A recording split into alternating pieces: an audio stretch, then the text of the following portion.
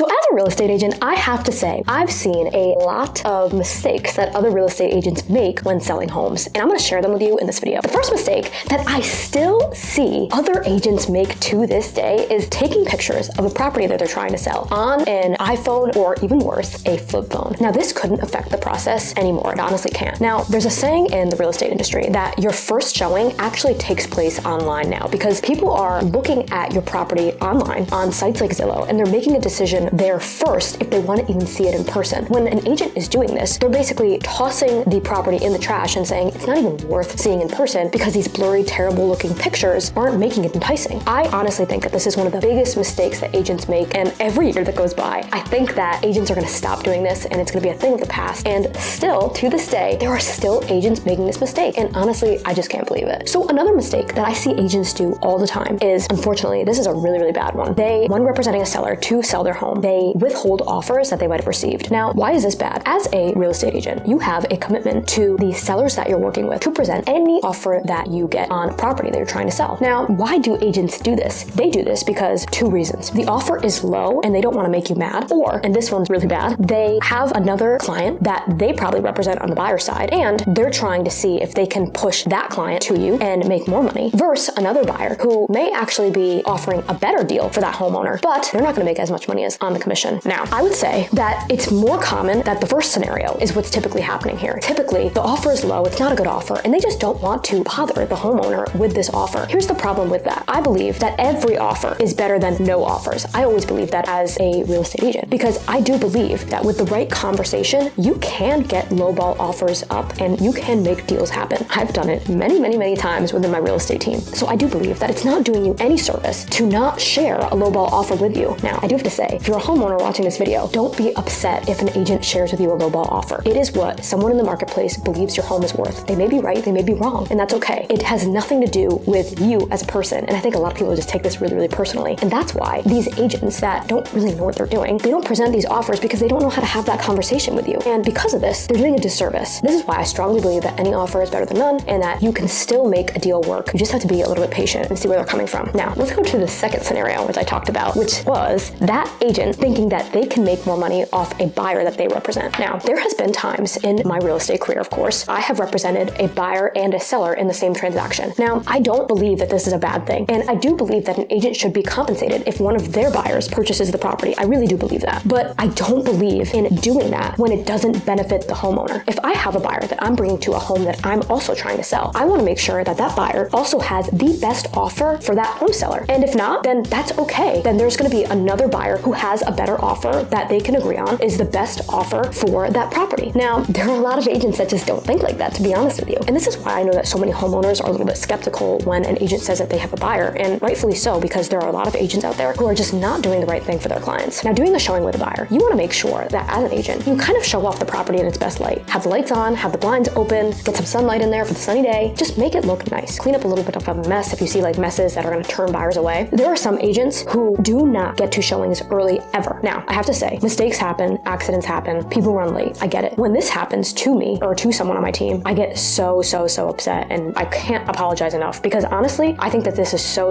unprofessional, because there's just something about doing a showing when you're just like, as an agent, fumbling for the keys and the buyers are just waiting there and they beat you there and you're just kind of like apologizing and it's really awkward and then you're just trying to let them in. This sets the tone for the entire showing. It really does. And if the property isn't in best condition when you're walking in, you have no way as an agent to prepare it and make sure it's ready for these buyers. They're just seeing it for the first time just as you are. So I think when agents do this, it is absolutely a horrible look, and it doesn't put the property in the best light. You want to make it warm and welcoming, and you want to make it seem like so casual and nice for them to walk in there. When you're late and when you're rushing into the door, that's definitely not the case. Now, I would say the last one I'm going to talk about might be the worst out of all of them. It's kind of close with this one and the second one. This one is ghosting their clients. Real estate agents that ghost their clients. Yes, ghosting is not just for dating. Now, what do I mean by that? You have a signed agreement. That agent is representing you to sell their home, and you can just never ever hear from that agent. You may never hear from that agent again, which is what the term ghosting officially means. So you might think, well, Lauren, who actually does this?